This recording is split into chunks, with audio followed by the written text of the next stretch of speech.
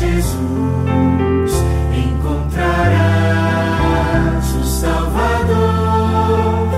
A ti virá manhã de luz e paz em seu amor. Se buscares conhecê-lo, ó sim, o amarás também. Manhã feliz despontará para ti do lar de além. Assim como ele prometeu, em teu viver desfrutarás o amor e as bênçãos lá do céu. De Deus a doce paz, se buscares conhecê-lo, ó sim, o amarás também. Manhã feliz despontará para ti no lar de além.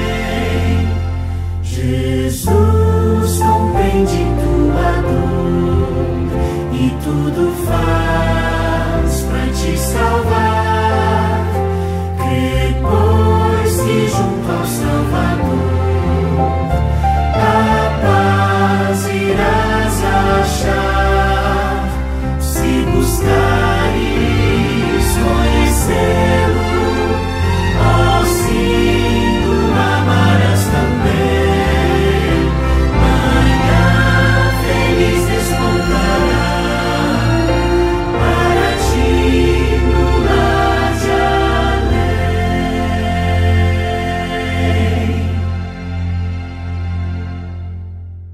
Muito boa noite, meus queridos. Como é que estão vocês? Tudo na paz? Sejam bem-vindos a mais um culto. Que Jesus abençoe você, abençoe seus estudos e abençoe essa semana, porque essa semana pode entrar para a história como algo muito interessante. Muitas pessoas não vão se aperceber das coisas que estão ocasionando, né? Que estão ocorrendo, mas você sabe do que se trata. Então, meus queridos, para começar, nós vamos retornar à leitura da nossa Bíblia. Abram suas Bíblias em Apocalipse 17. E hoje nós vamos dar continuidade na parte 4 do nosso estudo. Veja bem, meus queridos, nós falamos na semana passada que nós estaríamos seguindo o nosso gráfico sequencial. Você que já acompanhou os estudos do Apocalipse sabe que nós estamos ascendendo rapidamente para o sexto selo, que é o juízo dos vivos. E o juízo dos vivos acontece quando o decreto dominical se inicia, e quando o decreto dominical se torna mundial, o poderio da besta começa a contar para 3 anos e meio. Assim como no período de Elias, não choveu por 3 anos e meio, não choverá nesse período também, vai ser um período muito difícil. Então, dando na sequência, nós paramos semana passada no versículo 5 de Apocalipse 17. Então, eu gostaria que você fosse lá, nós vamos dar mais uma lida para pegar da onde que nós deixamos. E dizia assim: e na sua testa estava escrito o nome Mistério, a grande mãe Babilônia, a mãe das prostituições e abominações da terra. Meus queridos, na testa dessa grande prostituta, né, está escrito um nome: a grande Babilônia, a mãe das prostituições e abominações da terra. Meus queridos, se você olhar no Apocalipse 14, você vai ver o que vai estar escrito na sua testa. E diz lá no capítulo 14, versículo 1: e olhei, e eis que estava o Cordeiro sobre o monte Sião, e com ele os 144.000, que em sua testa tinham escrito o nome dele e de seu pai. Percebam a diferença.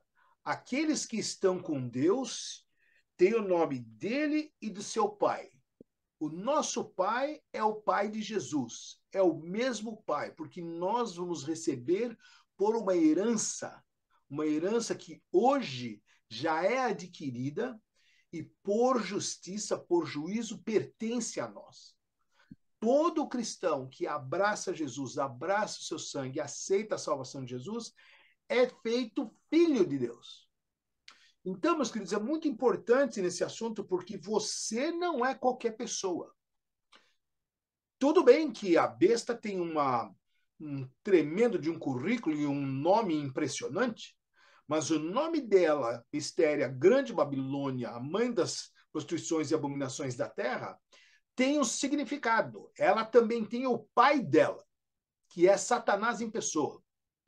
E, meus queridos, o nome que é atribuído à besta pertence a Satanás. Mas o nosso nome que vai estar na nossa testa e está conosco hoje pertence ao nosso Pai. E nós temos orgulho de ser filhos desse Pai. Nós não somos bastardos, não somos filhos de nenhum pecado. Meus queridos, agora nós somos filhos de Deus. Versículo 6 diz assim: E vi que a mulher estava embriagada do sangue dos santos. Não havia morte de santo, não havia sangue de santo, não havia aniquilação de santo que ela não gostasse, que ela não bebesse. Ela estava simplesmente embriagada de tanto que bebeu desse sangue. Esse poderio aniquilou, massacrou, queimou, enforcou, torturou milhões e milhões de pessoas. E do sangue das testemunhas de Jesus, aqueles que testemunham de Jesus, aqueles que têm a fé de Jesus, né, e testemunho de Jesus. E vendo-a eu, maravilhei-me com grande admiração. Meus queridos, pausa aí por um segundo. Por que João, sabendo que ele já sabia nos 5 primeiros versos e no restante dos 16 capítulos de Apocalipse, por que ele se admirou com grande admiração? Não era qualquer admiração, era uma grande. A prostituta aqui, ela está dizendo que ela é o quê? Uma grande Babilônia. Não é uma igreja pequena, não é uma igreja grande, enorme, impressionante, imponente. E ao mesmo tempo que a admiração de João aqui também era grande. Meus queridos, vocês lembram quando nós estudamos o Apocalipse, né? Que nós vimos a palavra grande, né? Que era como se tivesse pasmo, tivesse de boca aberta, ele tivesse com o queixo no chão, estarrecido a ponto da veneração. Nós estudamos a palavra, né? Existeme, né, da onde vem a palavra existência e tudo mais, que a sua existência era um negócio impressionante. Embaixo aqui você pode ver, está em inglês, ele estava absolutamente impressionado, que estava fora da sua mente com aquilo que ele viu. E, meus queridos, a besta, ela é impressionante.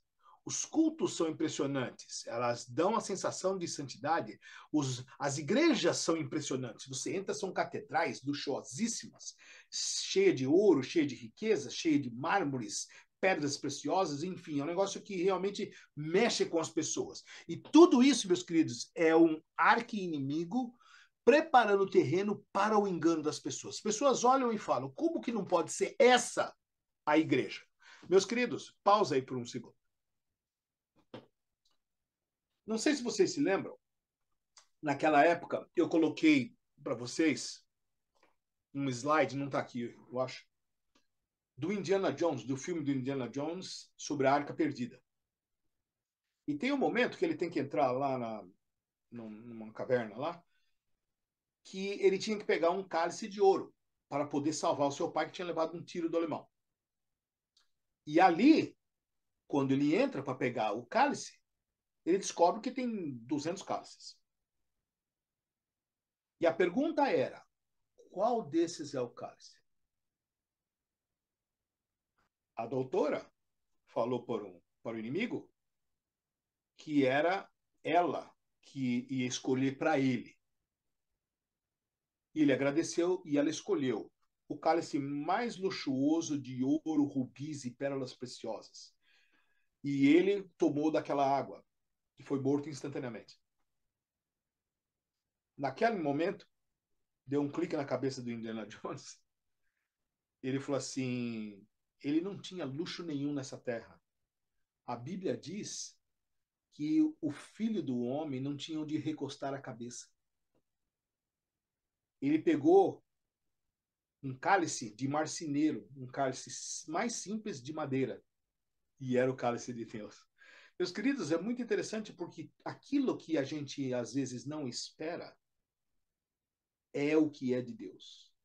E aquilo que a gente mais duvida é aquilo que impressiona. Por quê? Porque, meus queridos, a nossa vida, o nosso ministério, a nossa paixão, o nosso trabalho missionário não tem nada a ver com riqueza e com ostentação. Mas a ostentação dá a impressão de que é aquilo mesmo. Meus queridos, isso é engodo. Porque o nosso querido amigo católico, aquele pobrezinho que vai à missa, fiel e tudo mais, ele olha para aquilo e ele fica tão impressionado que ele fala: meu Deus, isso tem que ser no céu. E Satanás está assim, meus queridos, pronto para enganar a gente em coisas que às vezes a gente nem se apercebe, é muito grande. Vamos voltar aqui para o texto? Nós estudamos, meus queridos, o Apocalipse 13, identificando essa besta. E nós colocamos aqui um resumo, nós não vamos ler tudo, mas do que é aquilo que a besta tem em termos de Apocalipse. O Apocalipse entrega todos os detalhes, não é? Dizendo que é um lugar populoso, que é o papado, que é um poder religioso, que saiu do meio dos 10, que era um chifre pequeno, que era depois de 457, que era todas aquelas coisas que vocês lembram dos estudos. E então, meus queridos, é muito importante que você dê uma relembrada nesses detalhes. Nós não vamos ter tempo de cobrir todos os detalhes aqui, mas a parte mais interessante desse texto é a blasfêmia. Porque como é um poderio que, além de tudo, além de ignorar Deus, o seu chefe errado, que é Satanás e tudo mais, ela comete blasfêmias. Blasfêmia é uma coisa bem específica na Bíblia. Ela é poderio de perdoar pecados e a pessoa que se faz ser Deus. Que nós vimos semana passada que era uma das coisas mais importantes com relação ao sacrifício, ao contínuo. Por quê? Porque esse poderio queria tomar para si o poder de resolver a intercessão do pecador. O homem pecou, ele fala e confessa para o padre, para o pároco, para o sacerdote, e não para Jesus.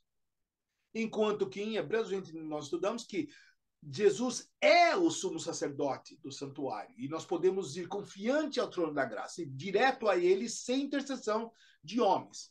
Mas nós queremos também relembrar que nós fizemos uma grande separação entre as cabeças, entre a liderança, entre aquilo que nós falamos semana passada e anterior com relação a esses poderios, que não eram qualquer pessoa, eles eram os reis da terra, a liderança com a qual o papado lidera. Você já percebeu que o Vaticano não lida com nenhum homenzinho, nenhuma pessoazinha simples da igreja. Ele só lida com os poderios, os grandes poderes. E aquele poderio dos reis da terra, no versículo 2, e eles também sendo reis no versículo 10, e no versículo 12 dizendo que haveriam 10 reis para apoiar o papado, é uma diferença brutal daquilo que nós falamos do poderio, na qual o Apocalipse 17 está falando, porque agora entra um outro elemento. Nós temos já Satanás, que é a besta que carrega a prostituta em si, e lá no versículo 12 nós vamos ver os 10 poderios que vão apoiar a besta. E, meus queridos, tem um quarto aí, que é a besta que emergiu da terra, nessa história. Então, esse poderio religioso, ele ostentaria esse poder ainda com todos os poderios da Terra, inclusive a besta que emergiu da Terra, que é os Estados Unidos. E isso só pode ter dado após 1798, quando Napoleão mandou prender o papado. Aí surgiu aquele Tratado de Latrão, depois, em 1929, E aí, meus queridos, nada mais é do que uma reflexão do que vai acontecer quando a ferida mortal tiver toda a sua ferida curada, que é o quê? O decreto dominical. Meus queridos, isso é o que está diante de nós, à frente de nós. Mas nós vamos ter ajuda. Por quê? Porque, meus queridos, nesse período, nós vamos ter a chuva serôdia caindo sobre você, sobre seus queridos, e Deus vai dar aquela força que nós achamos que não temos. Deus vai dar aquele conhecimento daquelas coisas que a gente esqueceu, que a gente não lembra mais.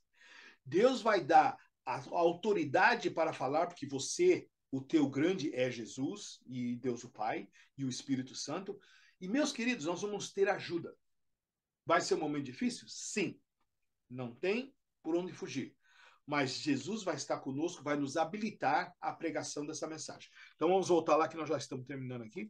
E diz assim, meus queridos: a chaga mortal só vai ser curada, obviamente, quando está aqui, não é?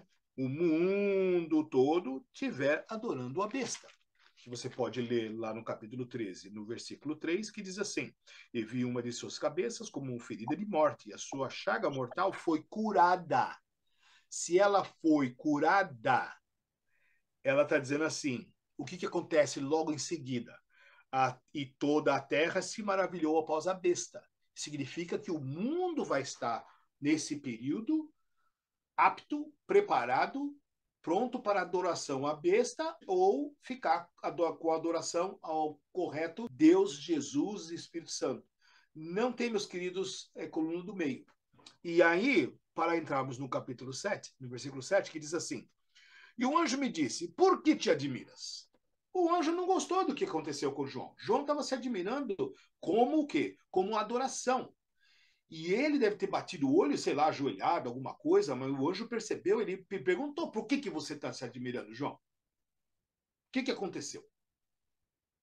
Aí ele fala assim, eu te direi o mistério da mulher. Segunda vez que fala mistério. Meus queridos, lembre-se que a Babilônia é mistério. Eles não revelam, eles ocultam a verdade e mentem pelos dentes. Então, aquilo que as pessoas estão falando no conclave, do que vai acontecer, etc e tal, meus queridos, isso é história para inglês ver, certo? Porque nós não temos noção ainda do que vai acontecer.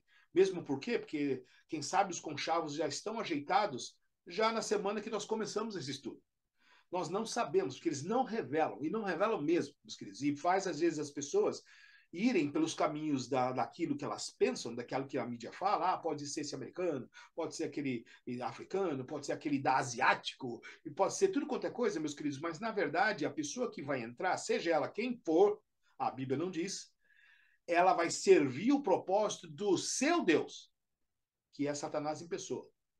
E diz assim, eu te tirei o mistério da mulher e daquela besta que traz ela, daquela besta que carrega ela.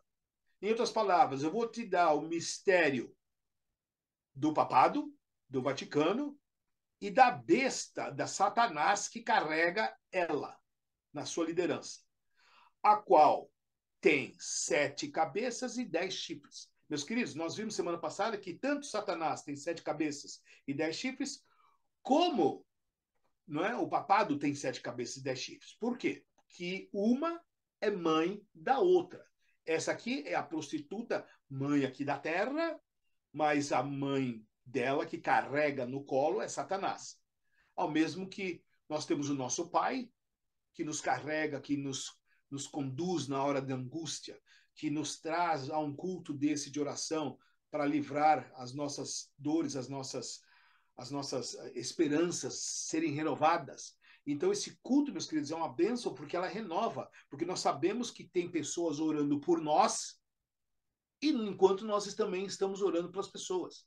Esse culto é uma bênção, meus queridos, é uma sala. Por isso, meu querido Nicanor, que está durando 5 anos, porque nós temos um laço que vai além de vídeos e de coisas da vida, mas sim a coisas que são eternas. E, meus queridos, lembre-se que nós falamos, esse período, se você procurar Clube de Roma na internet, você vai saber que um dos objetivos dessas novas ordens mundiais sempre foi, desde o século XIX, a estruturação de um mundo em 10 supernações que não mais de 200. Não tem como controlar 200. Ninguém consegue fazer isso na ONU até hoje. E, meus queridos, aqui no versículo 7, nós vamos parar aqui, porque o 8º, na sexta-feira, vai ficar mais interessante. Admirar aqui está dizendo, não é? Euthamassas, que é o quê? Que é admiração mesmo. É admiração a ponto de chegar a adorar. É um negócio muito interessante, quão pesado que é.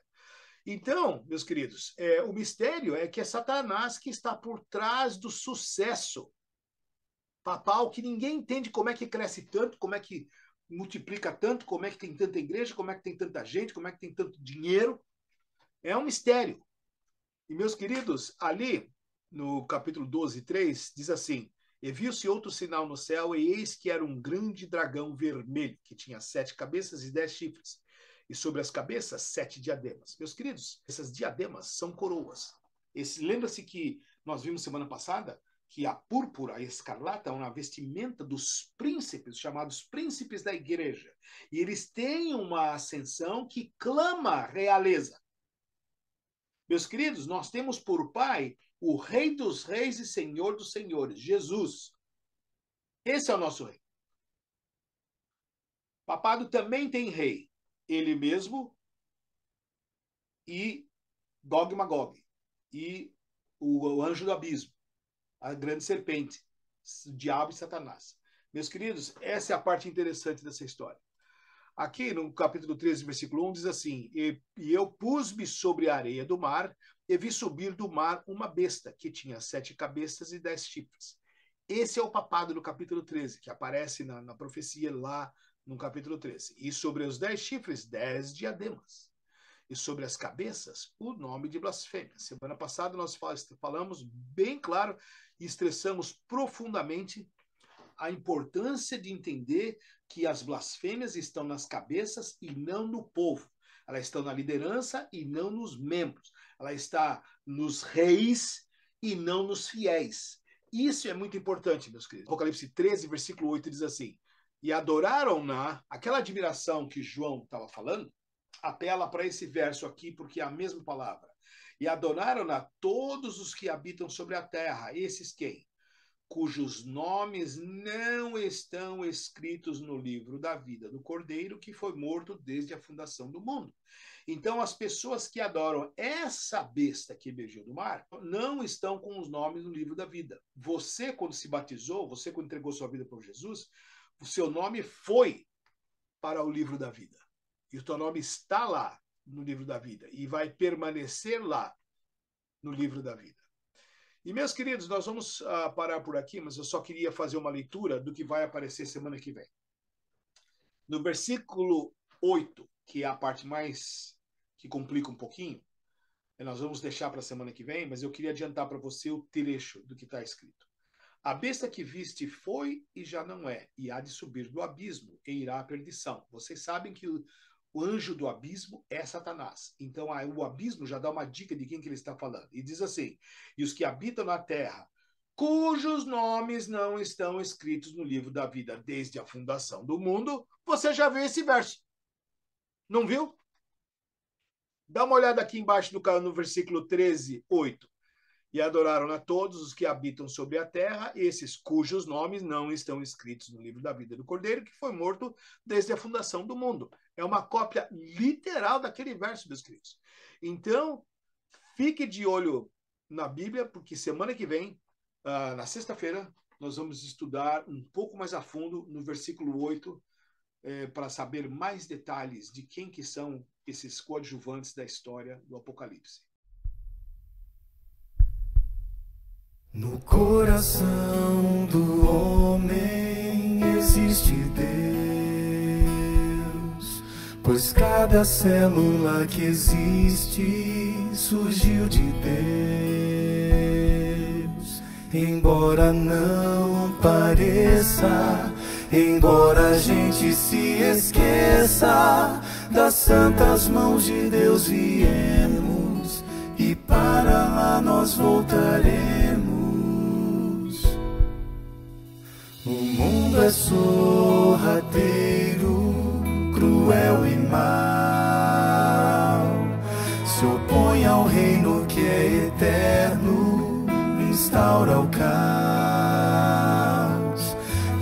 quebranta os mandamentos, desfaz a lei que é santa e pura, pois troca o certo pelo errado, coloca tudo do avesso. Jesus precisa voltar, Jesus precisa voltar. A natureza está clamando, a criação está gritando. Jesus precisa voltar, Jesus precisa voltar. Queremos ver os anjos, trombetas ressoando. Queremos ver Jesus nas nuvens do céu.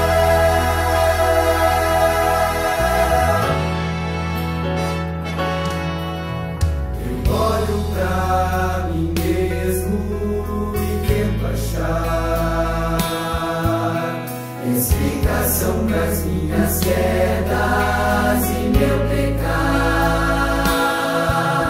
O bem que quero não faço, o mal que abomino tanto está ali ao meu alcance, constantemente me chamando. O medo me persegue por onde eu vou. A falta de amor é grande, nos dá pavor.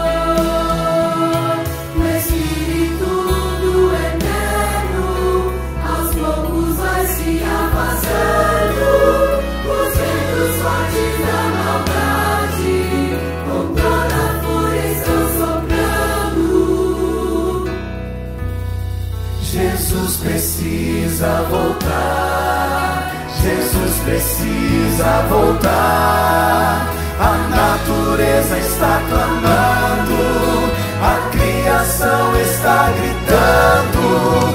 Jesus precisa voltar, Jesus precisa voltar. Queremos ver os anjos, trombetas ressoando. Queremos ver Jesus nas nuvens do céu.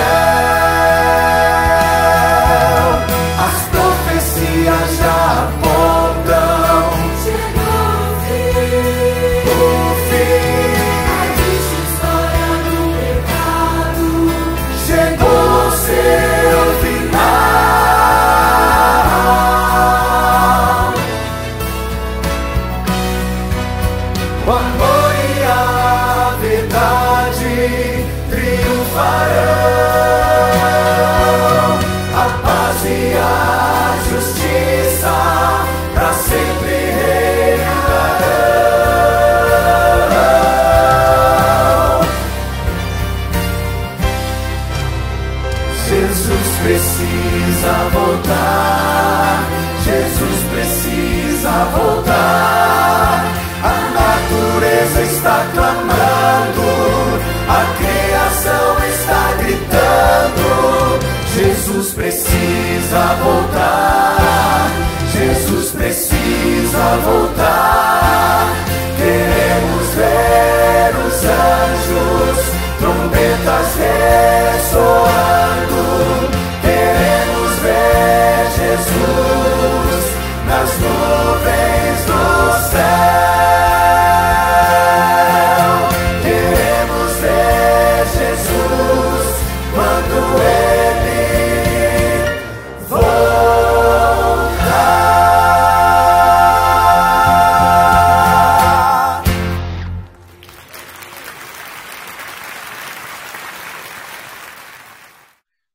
Meus queridos, o mesmo João que recebeu as palavras de Jesus no Apocalipse, ele também deixou na sua epístola um trecho muito interessante lá, João 13:33, que nos revela um pouco da tristeza dos discípulos. Diz assim: filhinhos, ainda por um pouco estou convosco. os apóstolos estavam tristes, porque sabiam de alguma forma ou outra que Jesus não estaria mais diante deles. E aí, Jesus vem com as palavras que está escrito no versículo 14, que eu gostaria de deixar com vocês. Não se turbe o vosso coração. Credes em Deus, crede também em mim. Na casa de meu pai há muitas moradas. Se não fosse assim, eu vou-lo teria dito, pois vou preparar-vos lugar. E se eu for e vos preparar o lugar, virei outra vez e vos levarei para mim mesmo, para onde eu estiver, estejais vós também. Mas eu queria adicionar mais um verso de João que muito frequentemente é pulado, que é o versículo 4. Mesmo vós sabeis para onde eu vou e conheceis o caminho. Vocês sabem o caminho da salvação, vocês sabem o caminho dos sinais, você sabe o caminho do inimigo, você sabe o caminho daquilo que é certo, você sabe o caminho daquilo que é a palavra da verdade, você conhece o caminho, você conhece as profecias, você sabe o que está acontecendo, você sabe o que vai acontecer diante dos nossos olhos essa semana, você sabe o caminho. E é por isso, meus queridos, que você tem que ficar feliz e alegre no dia de hoje. Porque em meio à grande tribulação que está às nossas portas, você conhece o caminho. Vamos orar?